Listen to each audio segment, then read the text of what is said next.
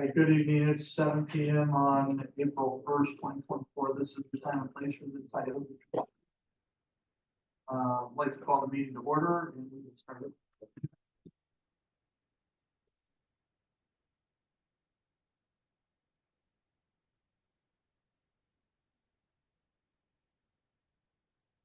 To the flag of the United States of America, and to the republic indivisible,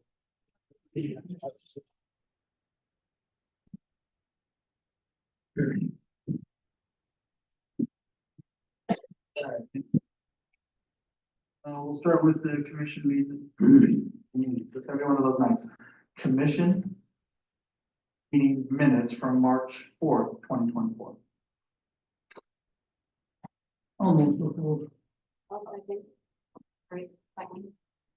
All right, with a motion and a second, no questions, comments, concerns from the board, we'll move the vote. Yes. Yes. Yes. All right, so moved. All right, we'll start with commissioner reports. Tim? I have nothing really, just trying to adjust the life a little Jeff, but. That's it. Find a place. We have nothing to do.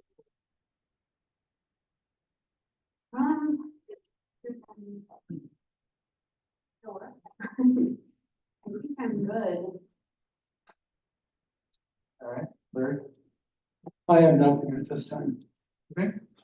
Modifications or approval of agenda. Two things to add. One's gonna be a quote for a damaged garage door at PE. If approved, that'll be item number 10. And request for item number 11, a resolution 2024-06. This is the trapping resolution. Spoke about.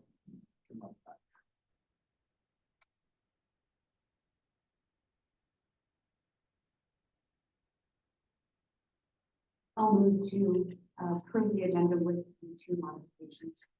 I'll second. All right, with motion and second to approve the agenda with the 2 modifications, no questions, comments, concerns, the vote. Yes. Yes. Yes. All right, so those will go straight to legal report, old business. Thank you. Good evening, everyone. I hope everybody had a good Easter. I will try to move along quickly because it looks like the agenda is medium-sized and I don't want to tie us up. First things first, I appreciate the commission approving the addition of the trapping resolution. I'll be prepared to read that at item number 11 or 12. Sorry, my notes are muddy. When we reach that point this evening and we can go through that and make any adjustments that may be necessary. But I'm pleased to have that task out of the way. I also did have a note this evening. Well, actually, it's an ad hoc note because it came up during earlier hearings today. With regard to the status of the Benson and North Main area, suffice it to say, Commission President Litton is correct. We are at the precipice or verge of litigation to cure that. I did just want to assure the community that that's not because that matter is forgotten. That is specifically because we were exhausting all reasonable means that may have led to an amicable and complete resolution without need of expense in courtrooms. Unfortunately, the amicable resolution after some period of time and some hope that it looked like it was going to play out didn't play out as we'd hoped. So litigation is imminent is what I'm willing to say at this point, and we'll update the community accordingly, but the commission is certainly on top of that and it will certainly cure. It just appears that that may require court process to do that. I guess I am aware of the other matters in the engineering report. I don't have too much to add. And other than that, I'll be prepared to read the resolutions this evening. I don't have anything else that I'm prepared to share at this point. I did indicate at the last meeting that there will be other and further updates regarding pending matters. Those things are not of record yet. As soon as they are, I will be prepared to update accordingly. So I'll end with that. All right, thank you. Number 2, old business, engineer report, Mr.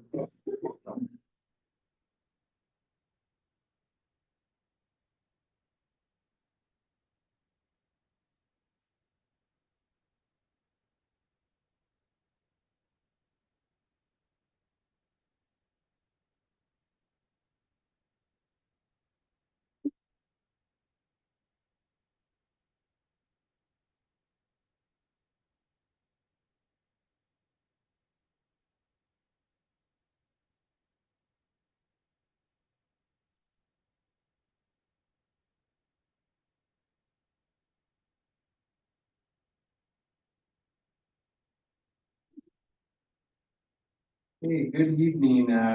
Few items on the agenda tonight. The first item being the Tioga Dam Emergency Action Plan.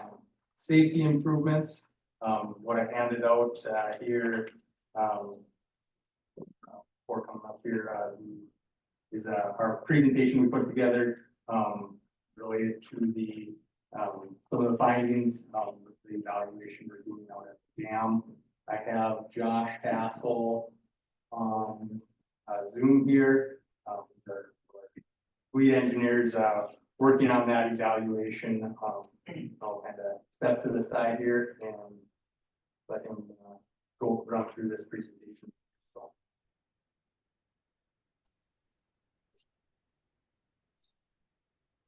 good evening, everybody. Josh Hassel. I will run through the presentation. Bear with me and I will share my screen here. Actually, I can't share my screen. It's disabled. Is there any way that we could change that? If not, I can kind of run through what you got in front of you if that works. Give us just a moment, we'll see if we can, if that's gonna be an easy fix or not.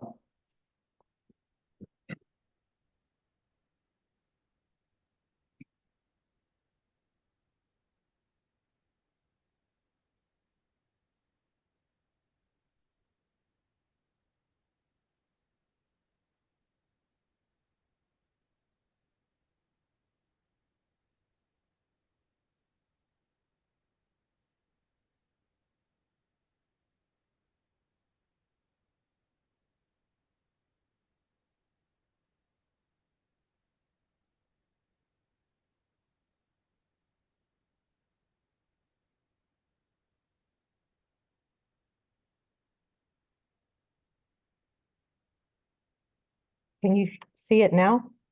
Oh, yep, it was working. Thank you. All right, can someone verify that that's sharing for me? Yes. All right. Yeah. Expand that. Everything looks good still? Yep. Awesome. So as Josh said, I'll walk you through this presentation here. Basically to summarize the hydraulic findings and the geotechnical findings evaluation. And we had talked on some of the hydraulic findings here already, but I'll give you a little bit of an update on that and we'll kind of go through the next steps. So if there's any questions, I can take them while I go through or at the end, either way. So here's just kind of agenda, just kind of retouch on what kind of kicked this this study off, which was the inspection reports that had noted seepage. And again, we'll talk through that that hydrology and hydraulic evaluations. We will touch on the design standards, which are now finalized, the new ones, which we briefly talked about, I believe, back in August. Or July, and then we'll touch on the geotechnical evaluation here and what they're recommending here to address the side slopes and the seepage issues. Just kind of highlight, I won't read through all of these. You've seen these before in the reports, but some of the key issues that came out of the inspection reports was to either install filter diaphragms or filter zones or toe drains, or provide sufficient data to justify or show that they're not needed. In addition, perform the slope stability analysis to determine stable configurations of the embankment slopes. And then some of these other ones are a little bit more maintenance or issue related, repairing some of the scarps, adding some riprap. And then the last one on here, perform or evaluate hydraulic performance of the principal spillway, which we've completed here. So digging into the hydraulic evaluation. And again, this is a little bit of a recap again from what we had talked about a few months ago, but I will go through this. So again, stop me if you do have any questions. When we started this evaluation, we started with some of the existing models that had been created in the past few years. And ultimately, we just made some updates to them to include newer rainfall and distribution data. And then also evaluated it based off the DWR's PMP study, probable maximum precipitation. And then we updated some of the outlet works, the principal and auxiliary spillway, based off of some of the survey that we had collected. There were some minor changes there. The design criteria that we evaluated this to was what was currently in place at the time that we started the evaluation, which was the 1985 Dam Design Handbook Standards for North Dakota. While we were in the process of completing this effort and nearly complete, the state did release their new design standards, which are effective January 1st of 2024. And ultimately, the new dam design standards, that note that I've got in there in red, dictate that the dams must be brought into compliance from hydraulic perspective with any permittable activity. And the key there is permittable. And so if you are doing maintenance on a facility, mowing, fixing some minor erosion, adding riprap, some of those types of things, some of that stuff is not necessarily a permittable activity.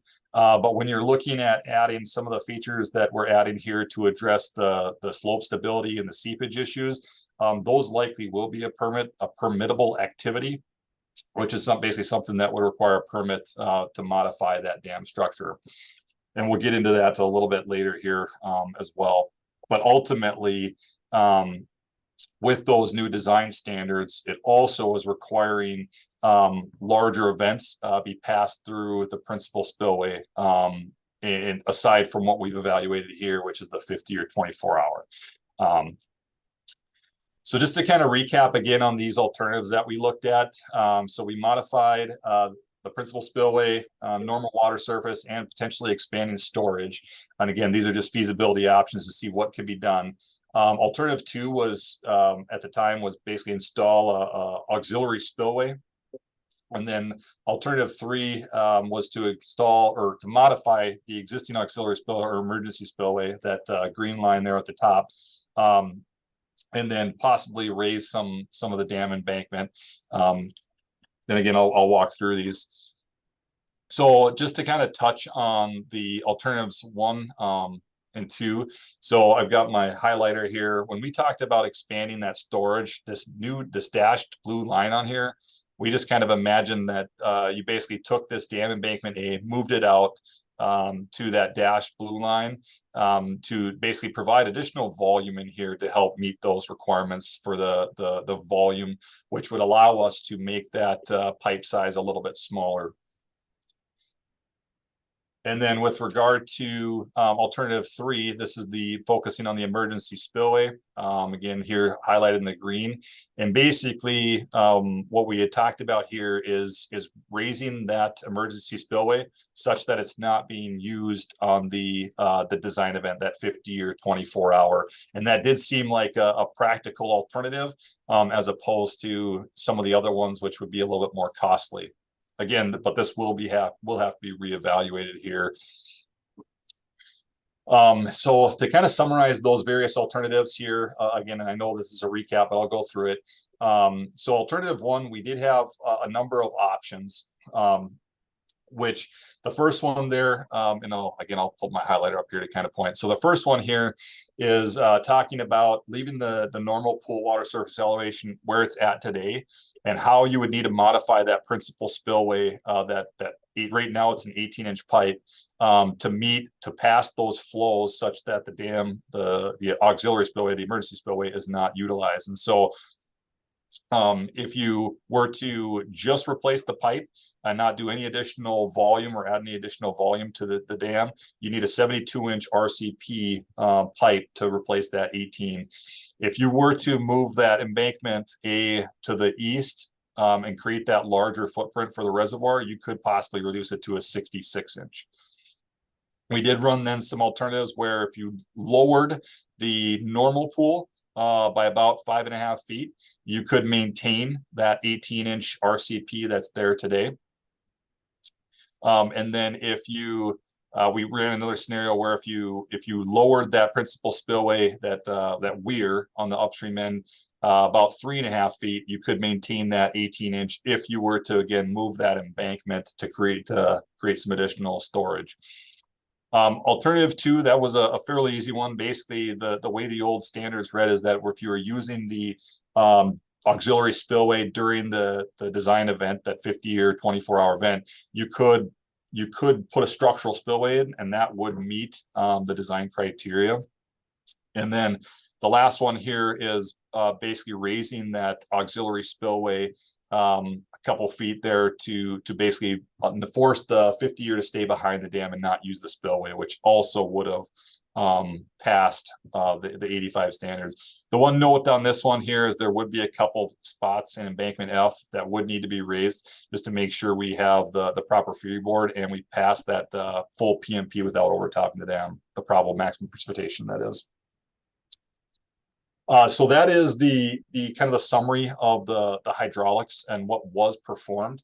And we'll talk a little bit more here on kind of the next steps moving forward. But with the new dam design criteria being out, the new high hazard dam discharge, we have to focus on the 100-year, making sure that 100-year is able to pass that principal spillway and not the 50, which is the old standard. And so one of the next steps that I'll talk about here is I feel like it would be valuable for us to meet with the DWR, and city staff can definitely attend if they're available, to kind of talk through the standards, talk through some of the issues with regard to what some of these improvements would mean. For instance, if we were to put a 72-inch RCP in there and maintain things the way that they are, we do know that there are some downstream constrictions, crossings, underground pipe, etc., where we could potentially see some impacts. And so what we really need to do is talk through that with the DWR and get some insight from them on what they'll potentially allow. And there is, I believe, a deviation to standards allowed in the new dam design criteria. But I think it's going to have to come with some pretty hefty justification.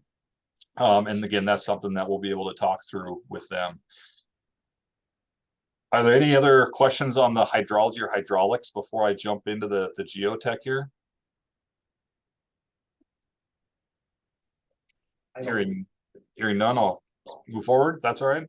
Yep, go ahead. All right. So the geotechnical evaluation, kind of talk through this. So here's the effort that they completed, is they did a number of standard, they did 10 standard penetration test borings and then 19 cone penetration test soundings to allow them enough information to complete an evaluation of the slope stability, evaluation of the seepage, and then develop alternatives to address slope stability and steepage. And so there's a lot of technical information with regard to the geotechnical evaluation, and a lot of it we left out. But one of the things that we did keep in here for you guys to take a look at is what doesn't currently meet the minimum factors of safety that are recommended here for dam embankments, and that's what this table shows. Ultimately, we're really focused here on embankments F and embankments A, and I'll pull my laser pointer out. The results of embankment F are here in this column. The results of embankment A are in this column.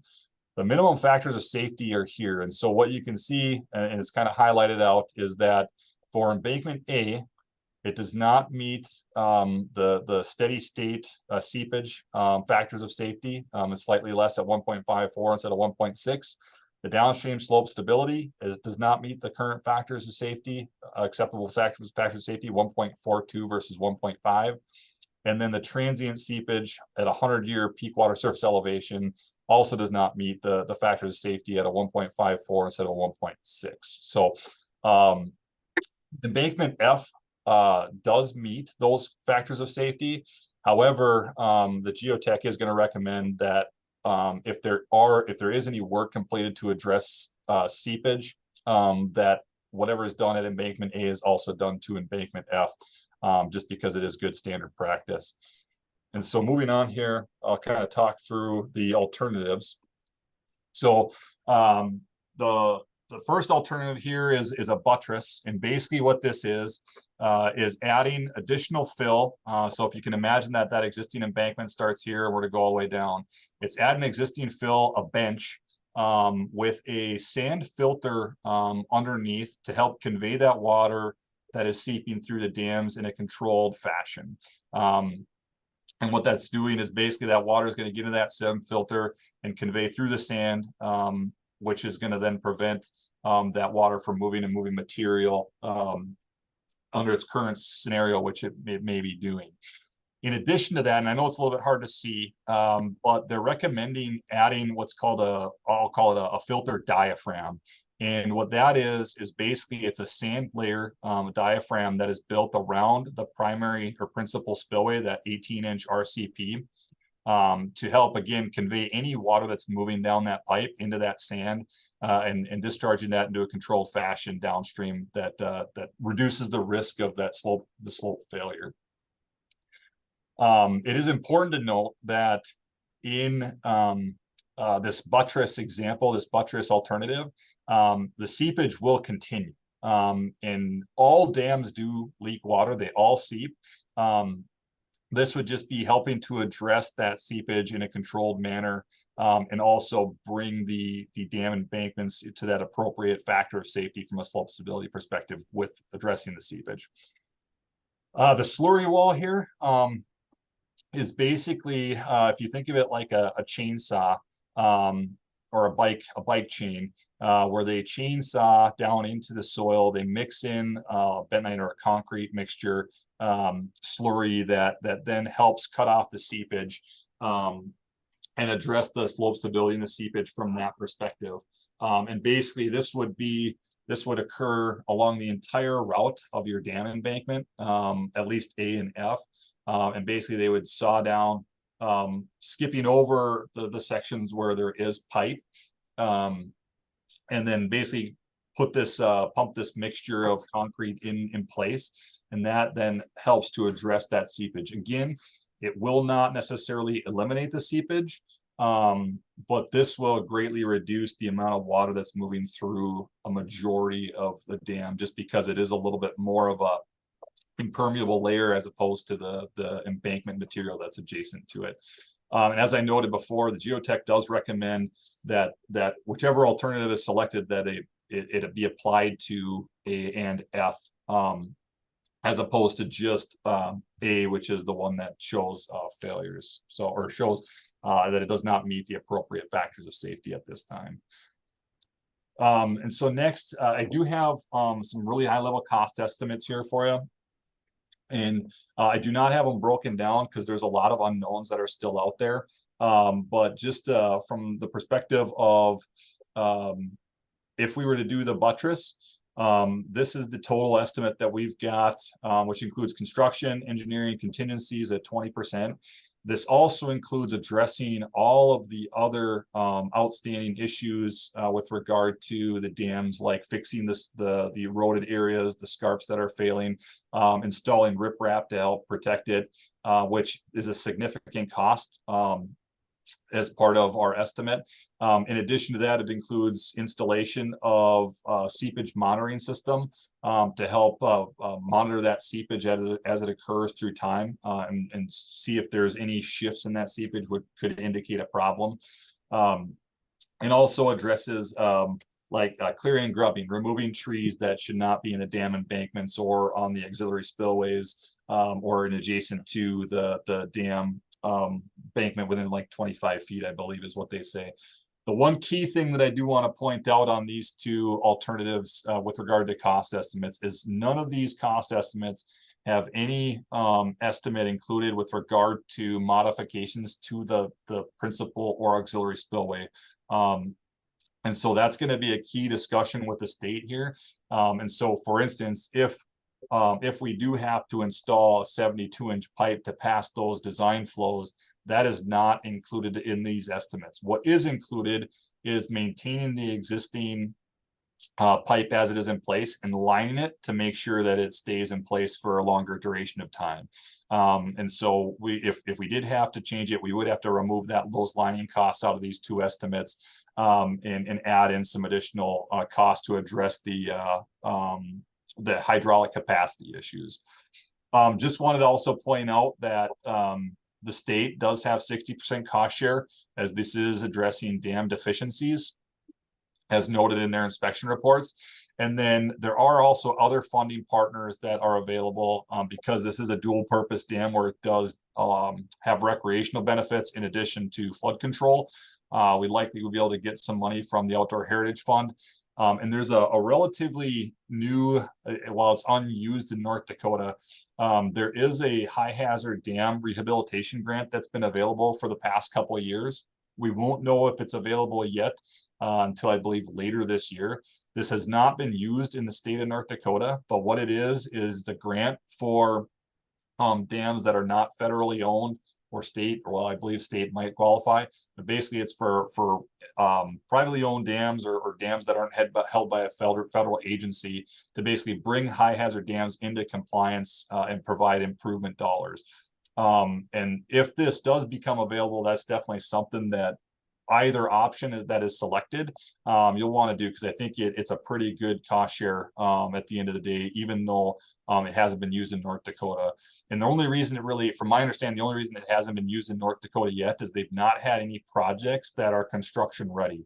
And so when the state has indicated if there is a project out there that is ready to go to final design and construction, they would more than support kind of helping that entity get a request in for dollars. So, and then I just kind of touch the slurry wall is much more expensive just because it is a much more substantial effort. And we're talking about doing that slurry wall about 70 feet deep to address those seepage concerns. So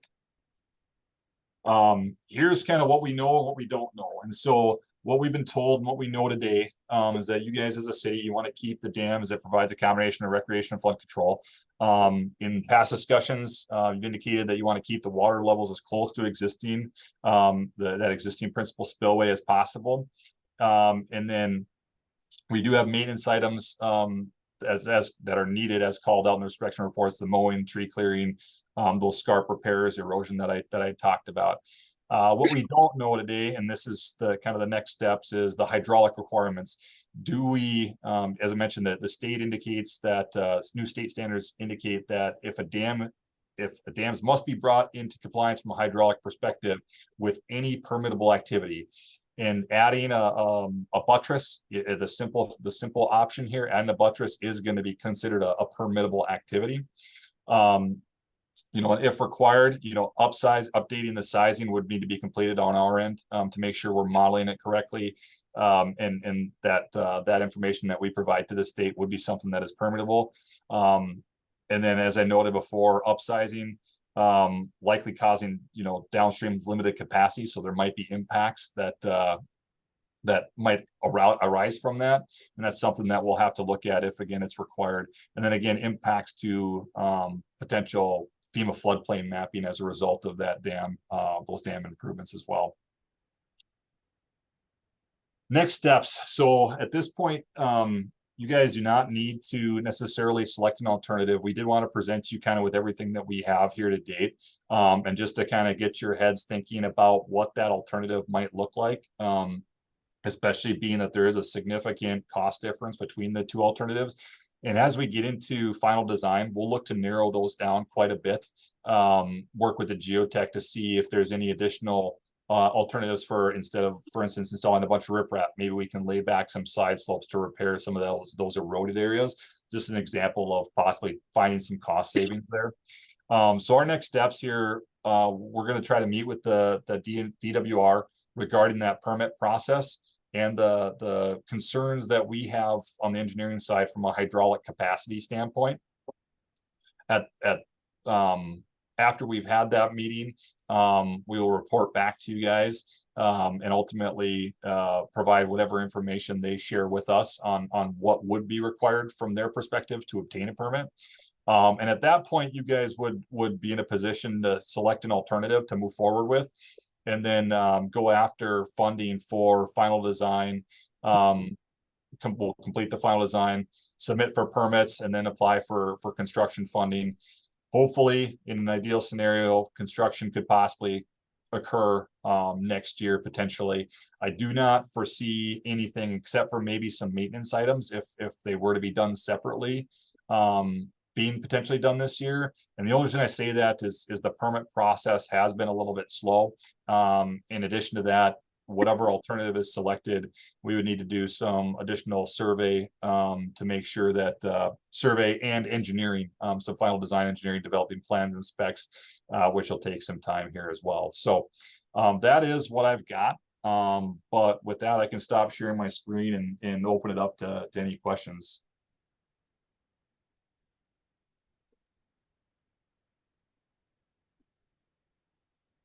Mr. Hassel, I guess I have one very layman's question for you, and pardon my my ignorance, because your area of expertise and mine are completely different.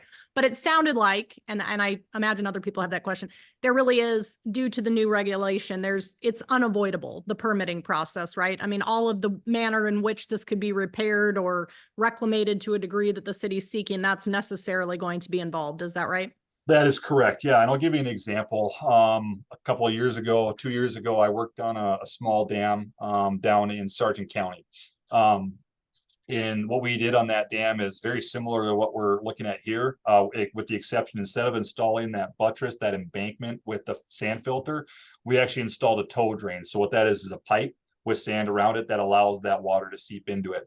And so under the old standards, the way that the state had kind of developed their process, what you could do is you could request, you'd still need to get a permit to modify that structure. But what they would allow is they would allow for an incremental improvement and basically say that you are making the dam safer, and therefore we're going to allow this permit activity to continue without forcing you to bring in compliance with the dam design criteria hydraulically. In a very similar instance on that dam could not be brought into compliance without doing somewhere in the neighborhood of maybe a $5 to $10 million project, because it was just that substantial of how undersized it was. And so similar to what we're talking about here is based off of what we know today from a hydrology perspective, the principal spillway and the emergency spillway combinations are undersized. And you're correct, as you pointed out, anything that we do from the buttress or even some of the other work would require a permit from the state, and therefore they could then require you to bring it into compliance before approving that permit. So you're absolutely right in your interpretation there. Thank you.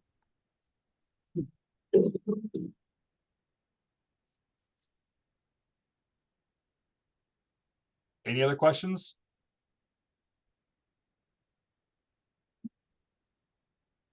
A lot to take in. It is. And like I said, I'm glad that we're at a point here we're presenting where you're not making decisions, because there is more info to come. And like you said, there's a lot of information here, especially the cost information. And I wish we had a little bit better handle on that from the state's perspective.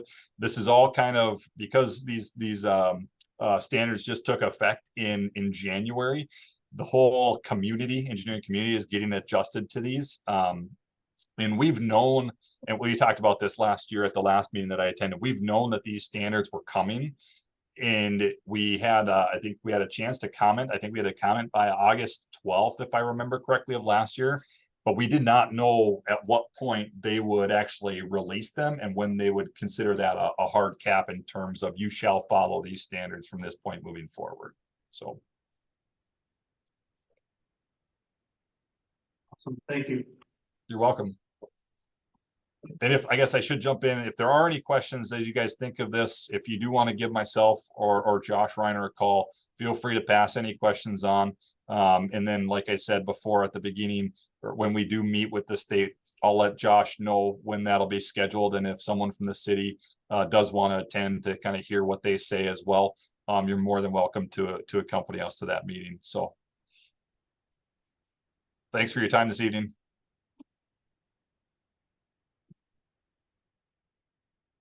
Moving on from that topic, the next item is the recreational trail project up at the dam as well. I also handed out, an exhibit, related to that project. Last time we talked on this, we just kind of gotten in touch with, ABC Docs, related to, potential crossing location of a floating, dock or floating bridge. And we've had further conversations with them. The location that we were kind of initially looking at, they recommended not going there. Couple items with that were, the first being depths. It's kind of borderline depth, in that area for whether, a more robust, anchoring system would be needed. So they did indicate, moving up to the north, north a little further and kind of orientating that, would, kind of get into a better depth, for the kind of their more standard, anchoring system, as well as, reduce the potential for, ice damage. In the spring melt. So, that would be kind of the location that we would look at there. So kind of going further with that, initially we were looking at eliminating portions of the trail that are highlighted in orange and green. Now we would just eliminate the portion green, keep the portion in orange, to get to that location, for the floating option. Any questions, comments, thoughts on looking at that one?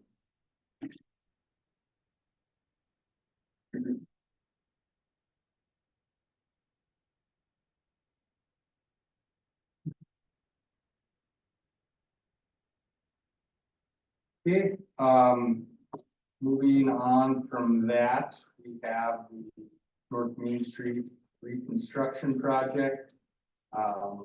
Good opening on that project was held March 13th. Included in your packet, is the bid tabulation. There was, only a single bid received on the project from Tioga Construction.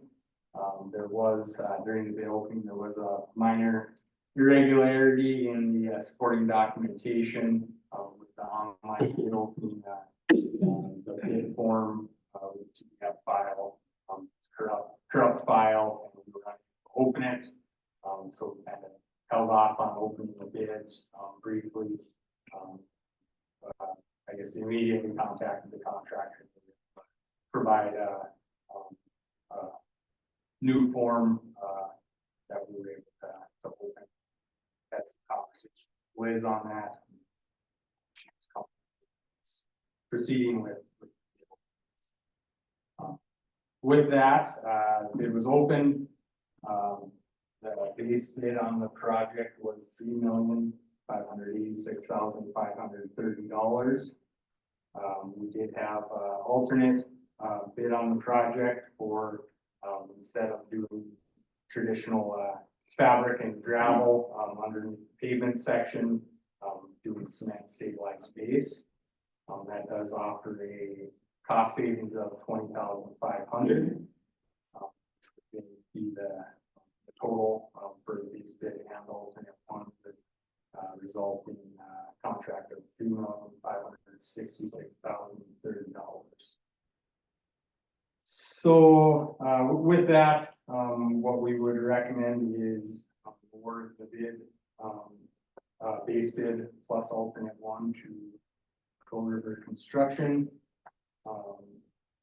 Another item I would mention is the bid does include the raised crosswalk. We kind of had some conversations on that. The total of that cost associated work is roughly $43,220.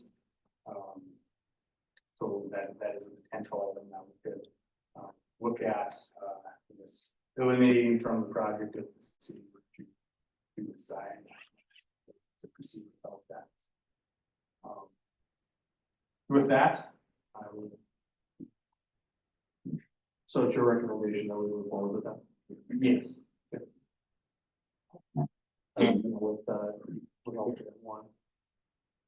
Committee did, no one was too excited for this process. Mm-hmm. So, why not? So, not happen. Is it worth it for having that there for, I don't know, basically a large speed bump? Little better than. It's not a traffic circle, is it? No, it's probably what, 3 feet wide? It'll be total of 30 feet wide. With 10-foot transitions up and then it's flat for down.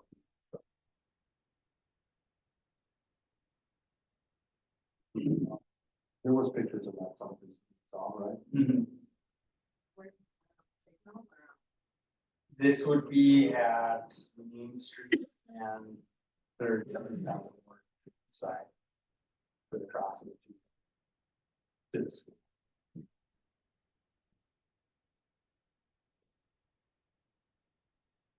It is bad, but yet there is, people helping with traffic. The amount of people that do cross the street is. Especially on that street, probably minimal, it probably be more, crossing to the old Zion.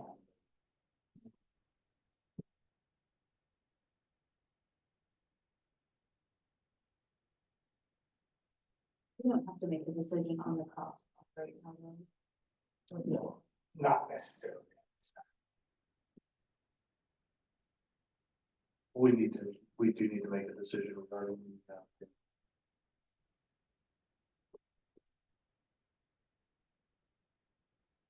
I make a motion to approve with the alternate one. Just for the 3,586,000. I'll second. just a correction on the price for the alternate one would be 3,566,30. Correct. All right, so is that still gonna be, Oh, right. you see that difference? Yeah. Okay. All right, so your, motion still stand? Yes. All right, with a motion and a second for, alternate bid one. Or, sorry, bid with alternate one, as recommended by our engineering, no questions, comments, concerns from the board. We'll move to vote. Yes. Yes. Yes. All right, so move.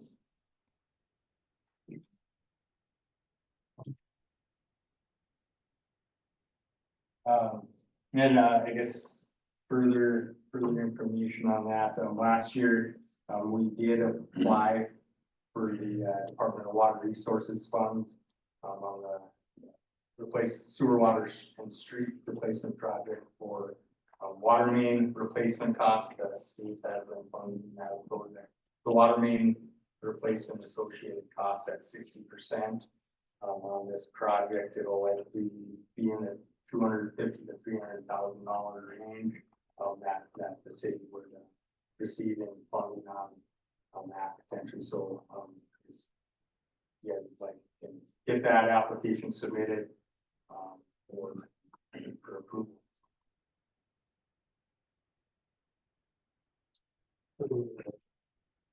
I'll make a motion. Motion to approve, is there a second? Second. Right, with motion and a second to approve, no questions, comments, concerns from the board. We'll move Yes. Yes. Yes, all right, so Okay, and then the last item I have this evening is the Southwest Tioga drainage study. Just an update, quick update on that project. So we've completed the existing conditions modeling and currently working through some of the alternative evaluations for addressing drainage issues out in that area. Anticipate having draft report for presentation first meeting in May. So with that, any other items? Thank you. Thank you. All right, move to the next item, which is going to be community center.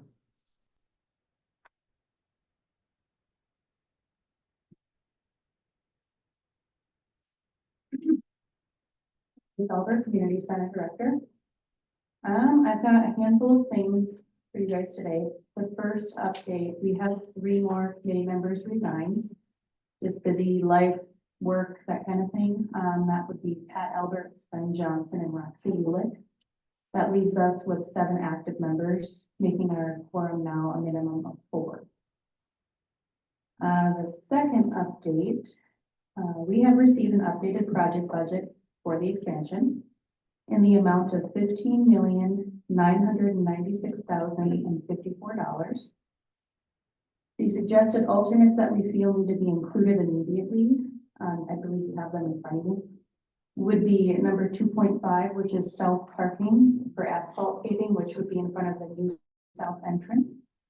Number 4, the wood flooring in the gym. Number 5, the removable turf flooring. Number 6, a drop-down batting cage, primarily because we have money donated by a company for that. And number 7, the gym bleachers. All of these, except for the south parking, are already included in that number I just gave you. The only one that is not included is the south parking asphalt paving.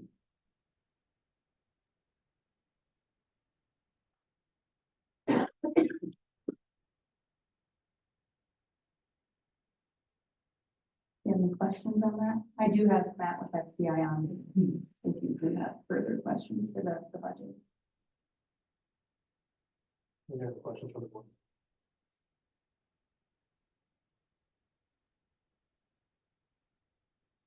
Is there a motion on the floor?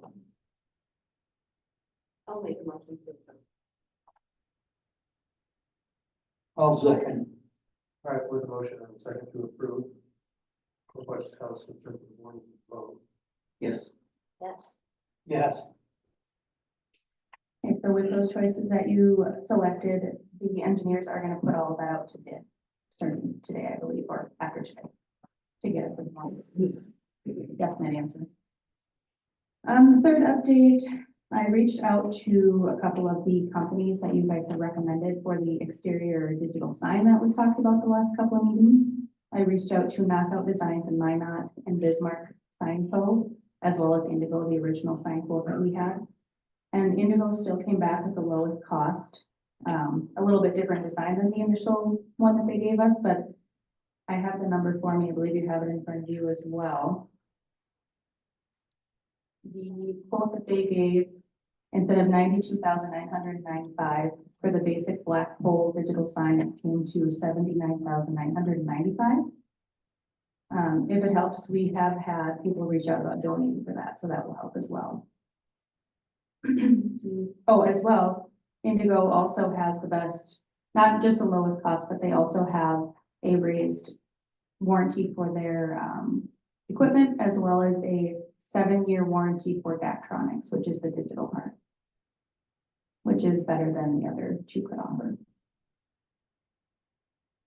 Any other commissioners would like to look at the paperwork? I have it here. It looks like. Oh, there you go. So it looks like the warranty through Indigo Signs is 1 to 2 year warranty, 2 years instead of 1, which 2 years instead of 1. Can you go through the other one? You said how long for the warranty on the electronic? the electronics is typically a 5-year, but they're adding 2 years, so it'd be 7.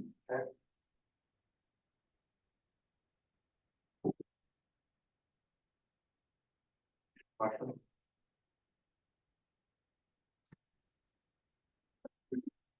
Just so we can clarify, what all would be on this sign? Like what events to include all the events? That is my intent with that. I wouldn't limit it to just our facility. I don't see why we couldn't highlight other events going on, especially downtown or with, the fire department or different things like that. And it's really handy because not everybody's on Facebook. And we can hang all the signs in the world we want on our doors, but not everybody's gonna look at them. So this will really be able to highlight things for everybody to see, especially since Highway 40 is one of the busiest roads in this town. And it might get people to go into town if there are things going on they might typically not know of.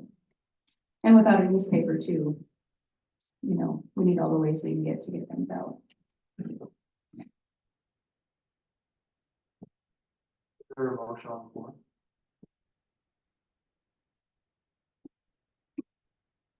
I'll make a motion to approve. I'll second. All right, with a motion and a second to approve the immediate sign without my not, no questions, comments, or obstructions, the board will vote. Yes.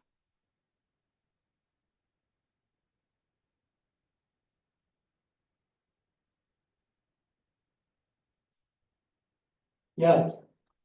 All right, so moves. And the last thing I have, so last year, I believe it was last year, we had presented the option or the idea of getting our concrete resealed in the skating rink. Normally it's supposed to be done every 2 years, so it hasn't been done since 2020. The original company that we had do the last resurfacing is no longer in business. So I did reach out to a handful of other companies, and one of them was the only one able to do the work we're looking at. They're out of Williston, so that's the closest company that was able to do something. He did get back to me with an updated quote. I don't know if you have that one in front of you as well, but that came to $78,507, much cheaper than what it was years before. And it's my understanding this project was approved last year. We just didn't have an updated bid. So the company that gave me that quote was Concrete Coatings 360 out of Williston. And if approved, they would be able to start in late July, early August.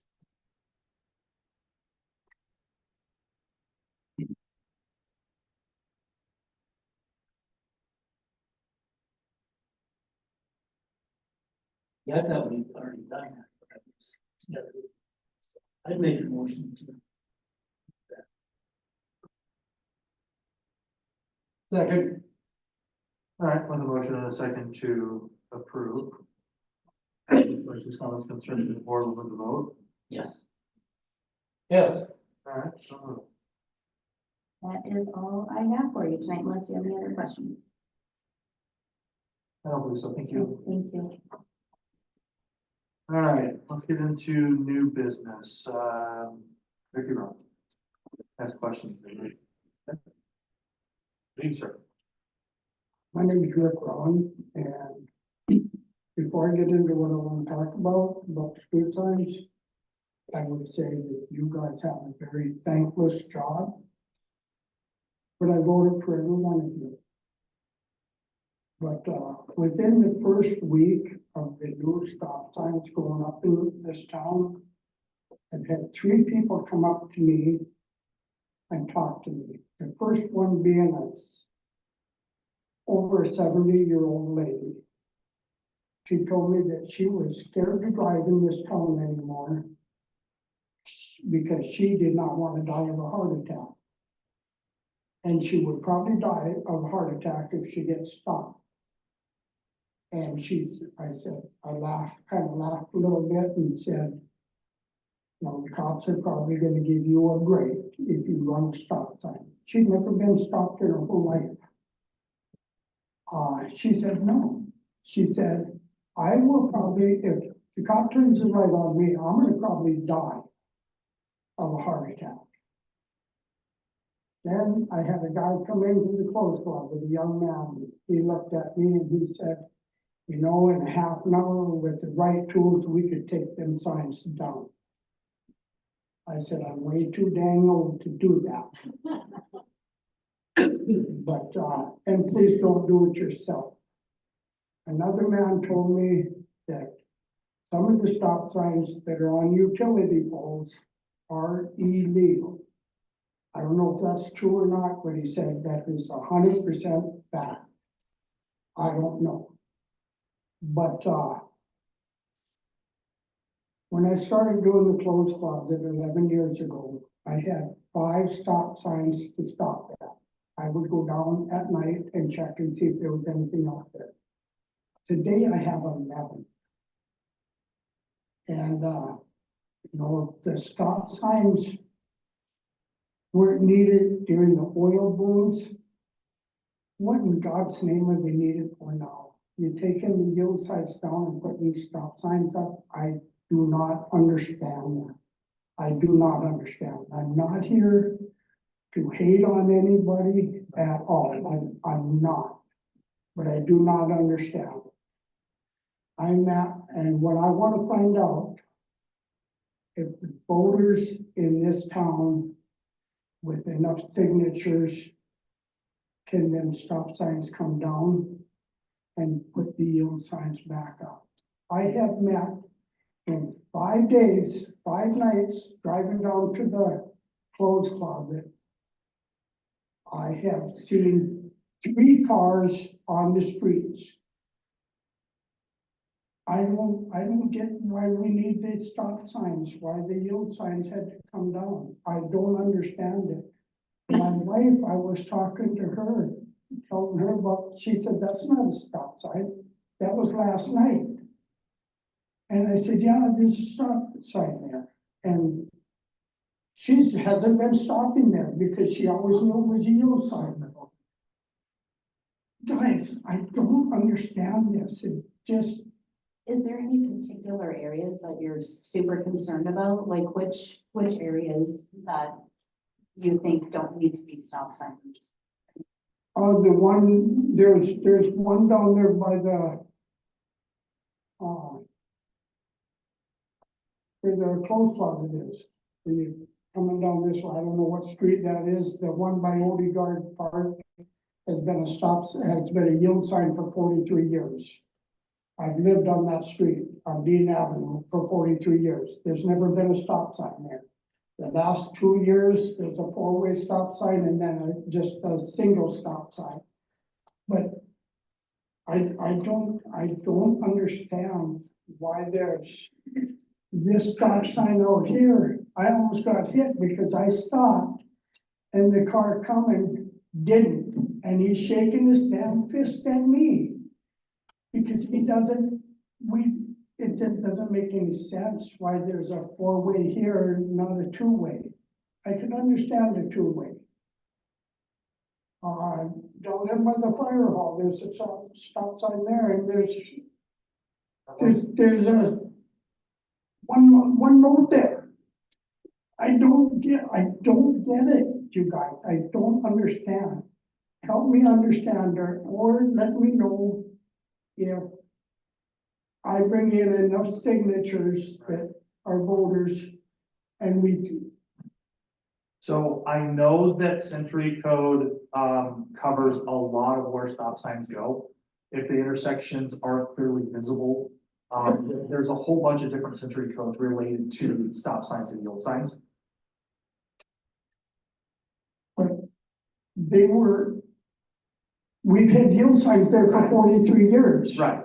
So, and there is an accident happening there. there isn't accidents happening in town? Oh, no, I'm saying where the yield signs were, Okay. it hasn't been a problem with accidents there that I have ever seen. Okay. Do I see them? Do I see everything? Absolutely not. No, I understand that. I don't think anybody And- truly does. You know, saying that on the 4-way stop sign, Larry Mays, give me a ticket because I ran a stop sign. Well, you can yell at him right now. I'll be okay with that. Go ahead. I'm, but it was my fault. I owned it. You run a stop sign, you hit somebody, Right. you take the blame for it. Trust me, I completely understand. There's too many damn stop signs in this town. It's, to me, it's crazy. Up by the high school, there's 3 stop signs and it's within 60 feet. It doesn't make sense to me. I apologize, I don't mean to interrupt. I just wanted to, the commissioners have these stop signs that you're suggesting were done by previous commissioners. I know that there's 2 in particular you just said that were done by Tim Sunhagen because he was part of the fire department and they had some concerns. And so they're just coming up right now because they had to order a lot of signs. Don't, I can see them. So For now God's the sakes. street department finally put them up, and I know that, Josh had went around with the street department to look at some of the places that they were put up. But, it's not an elected where you do a petition, but I'm sure if you tell the commissioners what signs, they can go evaluate them with the police department, and they can look at them again. So, That's so all. what I'll do is I'll get with the police department and I will verify what century code truly says. Okay? Thank And- you. And we will make sure that things are legal. If they're not supposed to, if it's going to cause more of an issue, then we'll talk with the police department as the commission, if everybody else is in agreement, and then we'll figure out what's gonna be best. But like I said, I know that there is century code that does cover some of the things, so we have to make sure that we abide by century code. Unless we want to, There wasn't a century code for 43 years. it just wasn't enforced. That's the problem. And unfortunately, I see that even in where I'm employed, is the same problem. There's century code there, it has never been done. And so I do get where your concern is, and I will have a conversation with the commission. And we will also, have a conversation with the police department and see what we can do about that. Thank you. Okay, I appreciate it, sir. And thank you. And Ricky, thank you for everything that you do for the community. I really do thank you because that close closet that you do is absolutely amazing. So thank you for everything. It is, I don't run it, I believe God runs it. And that's where it works. That's not a whole lot to do with me, not a whole lot to do with God. And I believe that, Thank you. and it's made me a better person. Running it. 15 years ago, 25 years ago, I would have been all about taking them damn signs down.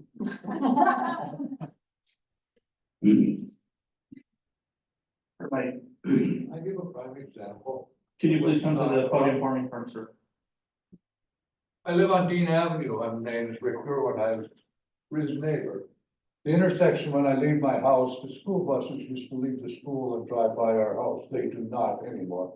One lady on the street wanted them stop signs.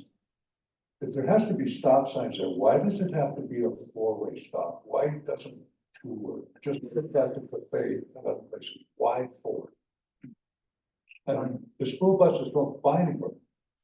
And I asked you to put a traffic counter down there on our street. Where that four-way stop, we have about people may actually use it a day, because it's a very quiet street. That's a great question. Hold on just a second. Do we even have a traffic count? No, we don't. Okay. I just wanted that one example, and the stop sign that Rick mentioned. You know, for me to get to my house, I drive 5 blocks most, and I stop at 5 stop signs. You want me to count how many times there's another vehicle? I'm not shaking my head to say yes. I understand where you're at. Thank you. All right. Visitor promotion application. Did I say that right? Visitor promotion application. There's two applications. The first one is from the city of Tioga for, the downtown flowers, which we do every year. And the second one is for the Tioga Historical Society for the museum. They are requesting funds for their, expansion.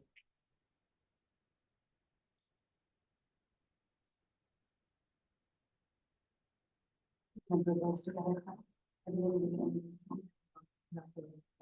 Okay, I'll make a motion to approve. I'll second. All right, with the motion and a second to approve the visitor promotion fund application. No questions, comments, concerns from the board, we'll move the vote. Yes. Yes. Yes. All right, so moved.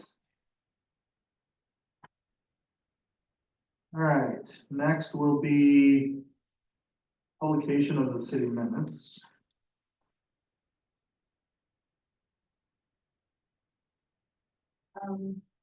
There's actually, there was a resolution for that, but that is the county auditor stated that we do not need to do a resolution. That you guys can just approve the publication of city minutes, and she will put it on the ballot. So I'm moving approval, that the city commission would like, publication of city minutes. I'll make the motion. To approve? Yeah. Okay, is there a second? I'll second. All right, with a motion and a second to, agree to the publication of the city minutes, no questions, comments, from the board, we'll move the vote. Yes. Yes. Yes. All right, so moves. Next is gonna be an estimate on fuel station.